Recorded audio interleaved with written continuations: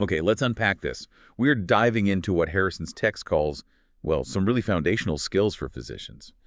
This intense duality, right at the heart of the medical craft. It really is a duality. It's this constant tension, isn't it, between the certainty we strive for in science and the unavoidable uncertainty of actual practice. Yeah. Sir William Osler nailed it like centuries ago. Medicine as a science of uncertainty and an art of probability. And today we're exploring the skills you need for that art, both the external side, how you communicate when trust is shaky, and the internal stuff. The cognitive gears turning when you face incomplete information. So our mission today is really to distill those core strategies. How do you approach the patient? Both when talking about sensitive things like vaccines maybe, and also how you use your own reasoning to figure out a complex diagnosis. Exactly. And this is crucial stuff, not just for doctors, but for anyone trying to understand how medical decisions actually get made. It's messy sometimes. It is. So Harrison's lays out sort of three main pillars for the modern medical craft. There's clinical reasoning, rational diagnostic testing, and evidence-based medicine EBM. Right. The material we're digging into today focuses really hard on that first one, clinical reasoning, but also critically the communication context around it. You can't separate the internal thinking from the external challenge of, well, public trust. Okay, so let's start there. With that immediate, very public challenge, this crisis of confidence, Harrison's points specifically to vaccine opposition and hesitancy. That seems like a good place to start. Absolutely. And before we even get into the hesitancy part, we have to acknowledge what vaccines are. I mean, they're genuinely one of the biggest public health wins of the 20th century. Huge. Undeniably. Saved countless lives, led to massive drops in disease, death. Dramatic declines globally. It's a remarkable success story, really. A huge success. But, as Harrison's points out, okay, vaccine opposition isn't new. It goes way back, like to Jenner and smallpox. Yeah, centuries. But the nature of the crisis now feels different. Why was vaccine hesitancy? And that's defined as delaying or refusing vaccines even when they're available. Why was that ranked by the WHO, the World Health Organization, and a top 10 global health threat back in 2019? That was even before COVID hit. That's the key question. And sociologists argue, and Harrison's reflects this, that the current crisis is different. It's not just about one specific vaccine scare anymore.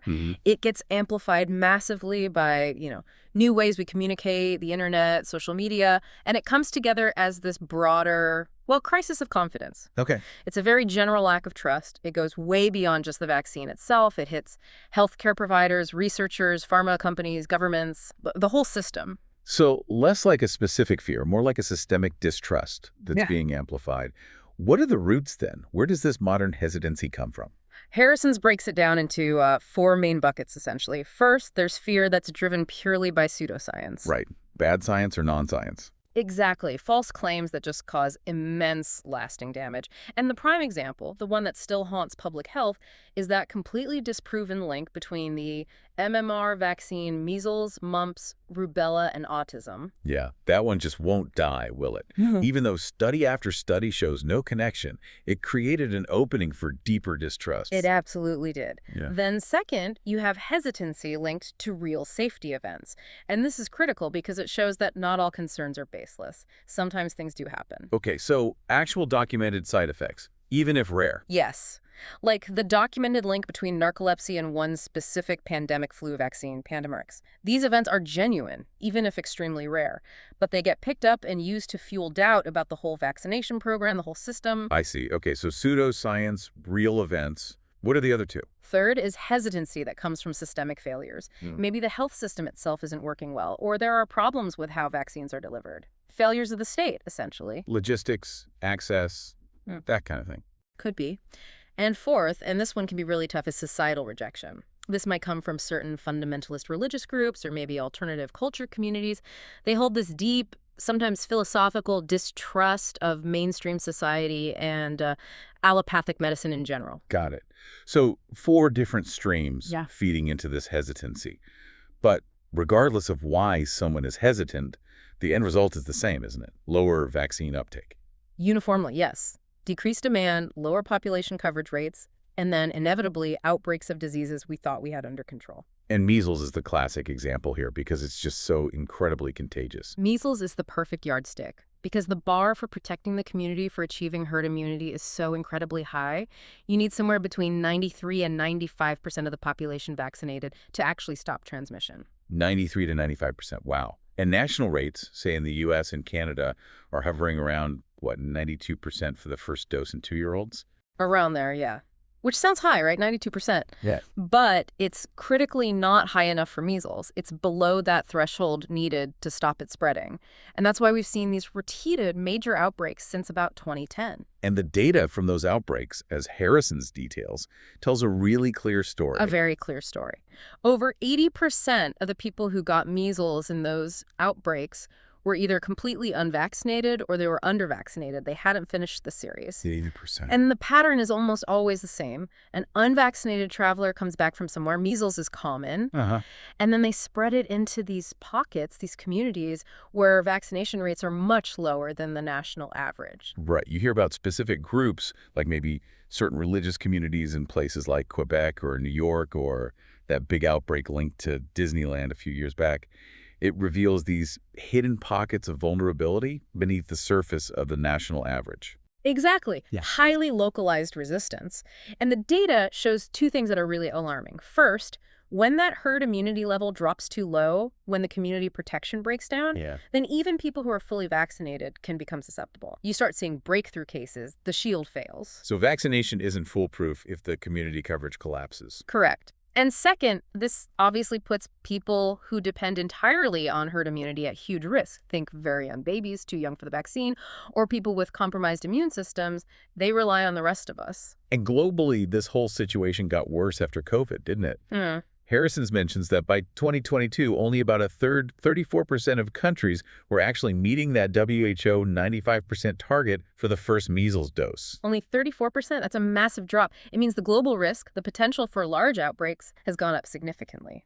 Which brings us right to the factors that influence whether someone accepts a vaccine or not. It's not simple. Not just a yes-no choice. No, it's complex. Psychology, social factors. Harrison's uses this framework called the 3 C's: complacency, convenience, and confidence. Okay, the 3 C's. Let's start with complacency. If vaccines work so well that we don't see the diseases, why isn't that just a win? Why is complacency a problem? Because it's a victim of its own success kind of problem. Complacency happens when people just don't perceive the risk from these diseases anymore. Because they've never seen them. Exactly. If you're a doctor practicing today, maybe you've never actually seen a case of diphtheria or polio or even severe tetanus. The public certainly hasn't. So because the diseases are out of sight, out of mind, people start prioritizing other things. Vaccination starts to feel less like a necessity and more like an optional add-on. But hang on, didn't the COVID pandemic, which killed millions and terrified everyone, didn't that just completely wipe out complacency about infectious diseases? Why would it still be listed as a core challenge? That's a really sharp question. And it points to how fragile this all is. An outbreak nearby or a strong recommendation from a doctor you trust that can definitely push a complacent person towards getting vaccinated temporarily. Okay. But as soon as that immediate threat seems to fade, or maybe if some minor vaccine scare pops up in the news or online, it can easily drift back to complacency. Plus, people weigh the perceived risk of the disease against the perceived hassle or intrusion of the vaccine. If they feel generally healthy, other lifestyle factors might seem more important right now. Got it. Complacency is this underlying current that's easily reactivated. Okay, second C, convenience. This sounds more straightforward, like practical barriers. It is largely about practical barriers, yes. Right. And this is where equity really comes into the picture. Convenience covers things like cost, affordability, geographic access. Can you actually get to a clinic easily? Language barriers, health literacy, understanding the information. But there's one factor Harrison's really emphasizes under convenience, and that's cultural safety. Cultural safety, what does that mean in this context? It means feeling respected and safe when you interact with the health system, regardless of your background or your beliefs. So imagine a patient who's hesitant, maybe has some questions or doubts about a vaccine. Okay. If their doctor or nurse immediately dismisses their concerns, maybe criticizes them, scolds them, that patient isn't going to feel culturally safe. They might not come back. They might avoid the health system altogether. So a lack of cultural safety becomes a barrier to access, a convenience issue. Exactly. It can push someone from just being hesitant towards outright refusal. And if a system isn't culturally safe, it's inevitably going to worsen vaccination gaps, especially in disadvantaged populations who might already have historical reasons to distrust the medical establishment. Which leads us perfectly to the third C, confidence. This seems like the big one today. It really is the core issue driving the current crisis. Confidence means trust. Trust in the vaccine itself, that it's safe, that it works. Trust in the system delivering it, the doctors, the nurses, the clinics. And trust in the policymakers, the governments making the recommendations. And it's the erosion of this confidence, fueled by broader cultural shifts, that's causing the problem. Yes. There's this tension now.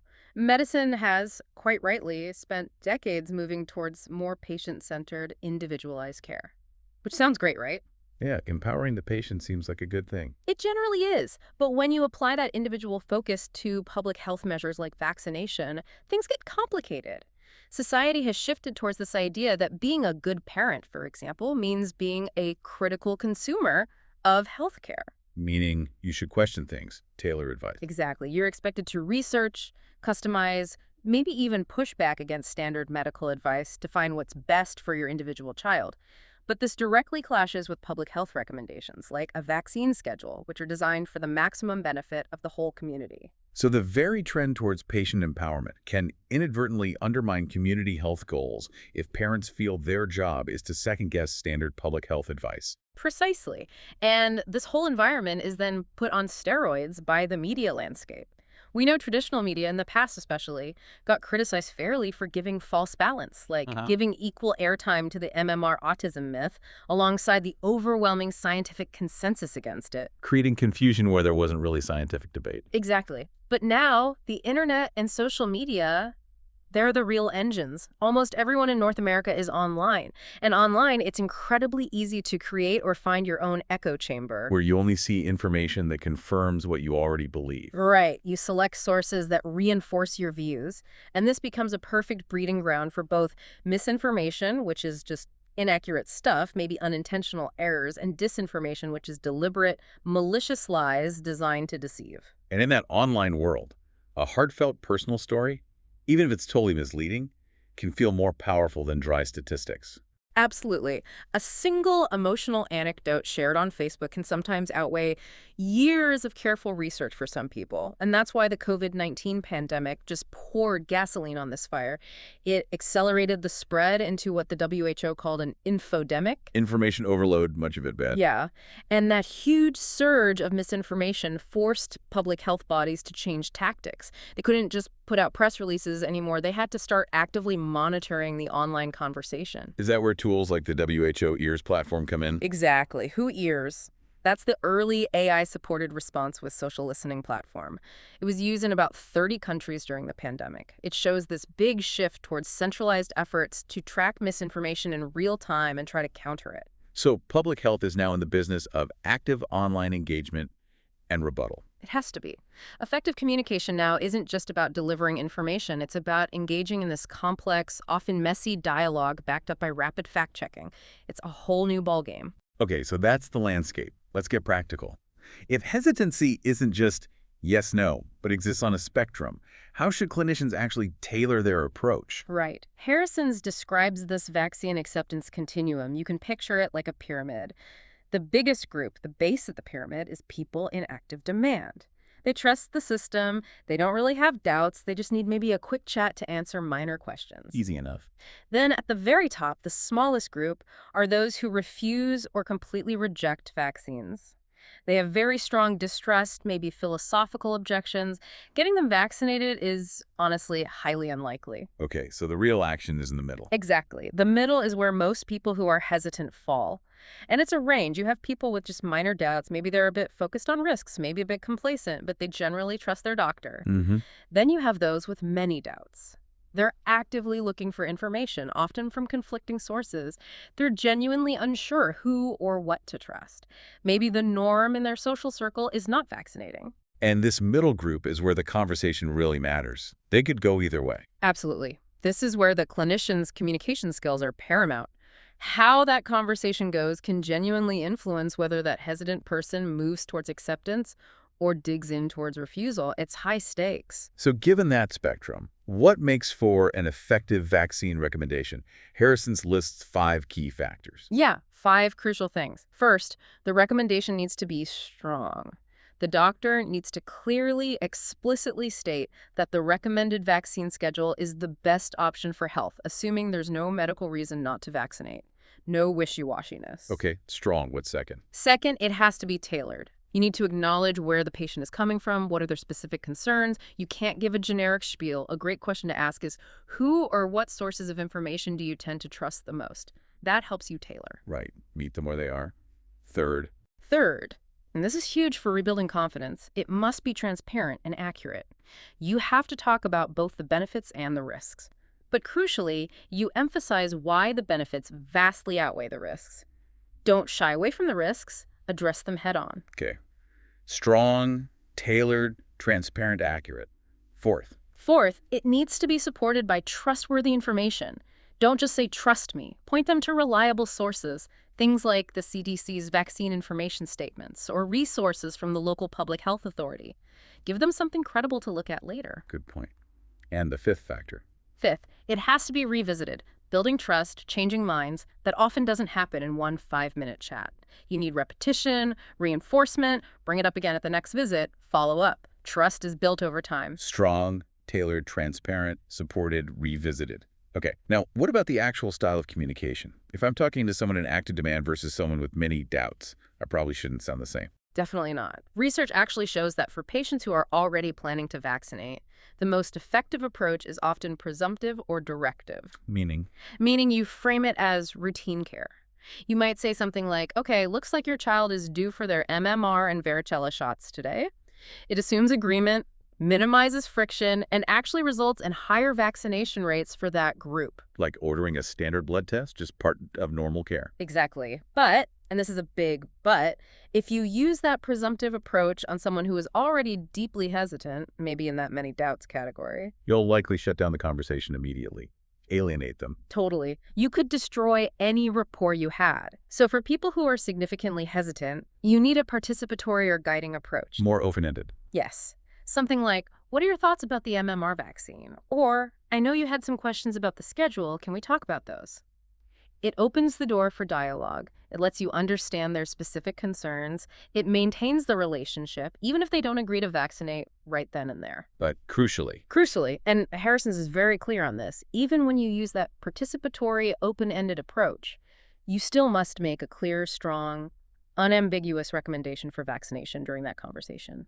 The strength of the recommendation doesn't change, only the way you get there does. the core message stays firm, but the delivery method adapts. Okay, let's circle back to that transparency piece, because talking about risks and benefits in context sounds easy, but it's tricky. It's a real skill. Being able to contextualize risk is vital. You need to be comfortable with the numbers and explain them clearly. Let's use the MMR example again. Okay. A transparent approach acknowledges, yes, there's a small risk of a febrile seizure, a seizure with a fever after the MMR shot. It happens in maybe 3 out of every 10,000 kids who get the vaccine. Which sounds scary to a parent. It does. Witnessing any seizure is terrifying for a parent, but you immediately add the context. It's rare, and importantly, these febrile seizures resolve quickly and don't cause any long-term harm. Right. But the real power is comparing that risk to the disease risk. Exactly. That's the key contrast. You say, okay, that's the vaccine risk. Now let's look at measles itself. If your child actually gets measles, about 1 in 1,000, which is much more common than 3 in 10,000, will develop encephalitis. That's inflammation of the brain. And encephalitis can cause permanent brain damage or even death. Right. So the transparency isn't just listing side effects, it's showing the huge difference in the magnitude and severity of risk between the vaccine and the disease it prevents. The benefit vastly outweighs the risk. Yeah, this applies to other common concerns too, like Harrison's mentions aluminum in vaccines. Yes, same principle. Acknowledge the concern up front. Yes, some vaccines do contain a tiny amount of aluminum salts. They act as adjuvants to help your immune system respond better. But and here's the context, the amount of aluminum in the entire childhood vaccine series is comparable to, or often even less than, the amount a baby gets from breast milk or standard infant formula over the first 6 months of life. Ah, okay, so it frames it against a common everyday exposure? Yeah, exactly. It takes this scary-sounding chemical name and puts it into a familiar, non-threatening context. That's how the clinician acts as that trusted filter, that intermediary, to diffuse anxiety that often comes from decontextualized information found online. You also mentioned the robust post-marketing surveillance systems, like those run by the FDA or Health Canada, that constantly monitor for safety issues even after vaccines are approved. Okay. Before we shift gears to the clinician's internal thinking, we need to touch on those systemic issues and equity. What's a missed opportunity for vaccination? Why is that concept so important? A missed opportunity is basically any time someone who's eligible for a vaccine interacts with the healthcare system, any interaction, but doesn't end up getting the vaccine dose they're due for. So they're in the clinic or the hospital, but nobody checks their vaccine status or offers the shot? Exactly. And the numbers Harrison cites are pretty staggering. Up to 45% of kids who are behind on their shots, and maybe even 90% of adolescent girls needing HPV vaccine, could potentially be brought up to date if every single one of these missed opportunities was actually taken. Wow. So vaccination isn't just a job for the family doctor or pediatrician during well-child visits. Absolutely not. It has to be everyone's job. Checking vaccine status and offering needed doses should happen in the emergency room and specialty clinics during pre-surgery checks. Every single healthcare encounter is a chance to protect someone. The scope has to be much broader. And clinicians also need to be ready for new questions now, right? With newer vaccine types. For sure. You need to be able to explain simply how things like mRNA vaccines or viral vector vaccines work. And you need to be prepared to talk transparently about known rare side effects like the myocarditis risk in young men after COVID mRNA vaccines, but always placing that tiny risk against the much larger risks of the actual COVID infection itself. Context is everything. Awesome. And finally, let's talk about equity and cultural safety again. Harrison's notes that access issues hit certain groups harder. Black people, indigenous populations, other people of color often face more barriers. They do. These groups often bear a disproportionate burden of vaccine-preventable diseases and face higher rates of undervaccination due to systemic factors like discrimination, lack of access, and historical distrust. Which makes that idea of cultural safety even more critical for these communities. Essential. Cultural safety means engaging respectfully, acknowledging the power imbalances inherent in the doctor-patient relationship, and actively working to create an environment free from racism or judgment. Yeah. Clinicians need to be aware of the historical reasons for distrust. Things like the infamous Tuskegee syphilis study, where Black men were deliberately left untreated for decades. That history casts a long shadow. Right. That wasn't just a failure. It was a profound ethical violation that destroyed trust for generations. Exactly. And acknowledging that history, practicing with genuine cultural humility, is fundamental to rebuilding the trust needed to address vaccine hesitancy today, especially in marginalized communities. We also need to think about practical barriers like cost. Programs like the Vaccines for Children program, VFC, in the U.S., are important examples of trying to remove financial hurdles for kids under 19. So overcoming hesitancy isn't just about communication. It's also about fixing systemic barriers and actively building trust through culturally safe practices. It has to be both. Okay, here's where it gets really interesting, I think. We spent a lot of time on the external challenge, the communication, the trust crisis. Yeah. Now let's pivot, like you said earlier, to the internal world of the clinician. How do they actually think? How do they make decisions when faced with uncertainty? This is that art of probability part. Yeah, this is about clinical reasoning expertise. And the fascinating thing Harrison's points out is it's really hard to measure. I mean, think about it. We have clear ranking systems in chess, right? Yeah. Grandmasters, or in sports world rankings. Sure, objective measures. But in medicine, once a doctor is board certified, there aren't really ongoing, standard ways to identify the truly elite diagnostic thinkers, the real master clinicians. We might recognize them locally within a hospital. Right, that person everyone goes to with the really tough cases, the one who just seems to know. Exactly. But often, that expert struggles to articulate how they know. They might say, it just felt like, or it looked like. which makes that expertise incredibly difficult to formalize, to study, let alone to teach systematically. And it's often very specific, right? Harrison's makes the point that expertise isn't always generalizable. Not at all. Someone could be a world authority on, say, cardiomyopathy, but put them in front of a patient with fever and neutropenia, and they might be no better, maybe even worse than a junior resident at sorting that out quickly. Expertise is often domain-specific. So what is expertise then, if it's so hard to pin down? Well, it involves a mix of things. Cognitive skills, integrating knowledge, picking up subtle cues, interpreting tests, complex motor skills for procedures, and communication, care coordination. But the research and what Harrison's focuses on here is mostly on the cognitive part, the diagnostic reasoning process. How the thinking happens inside the head. And the main framework used to understand this now is the dual process theory. That's the dominant model, yes. It basically suggests that our thinking operates in two general modes, sometimes running in parallel, a fast mode and a slow mode. System 1 and System 2. Right. System 1 is intuition. It's fast. It feels effortless. It makes rapid judgments. This is where pattern recognition comes in, drawing on years of experience, memorized associations, and heuristics, those mental shortcuts we all use. So this is the experienced doctor walking into a room, taking a quick look at the patient, maybe hearing one or two things, and instantly having a likely diagnosis pop into their head. That gut feeling. Pretty much. It's driven by what some call illness scripts, these pre-compiled knowledge packages based on countless previous cases. The classic example Harrison's uses is the almost unconscious leap. Middle-aged black woman plus enlarged lymph nodes in the chest, Hiller adenopathy, equals probably sarcoidosis. And the clinician might not even be able to list the logical steps they took to get there. It just clicks. Often, yeah. The judgment feels instantaneous. It's based on recognizing a familiar pattern, and this is where expertise is incredibly efficient. It saves huge amounts of time and cognitive energy. There have to be downsides to relying only on fast, intuitive thinking, right? Seems like it could lead you astray. Absolutely. That's the crucial caveat. Relying only on System 1 makes clinicians vulnerable to a whole range of cognitive biases.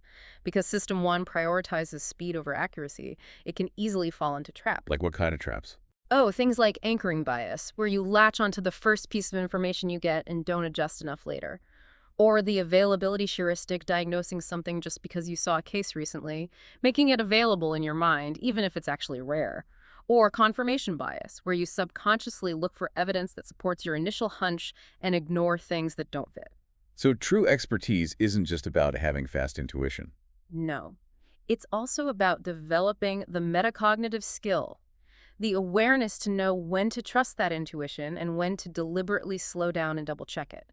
It's about leveraging System 1 for speed, but engaging System 2 to catch potential errors. Okay, so that brings us to System 2 analysis, the slow node. Exactly. System 2 is the opposite of System 1. It's slow, methodical, requires conscious effort, deliberation. It's hard mental work.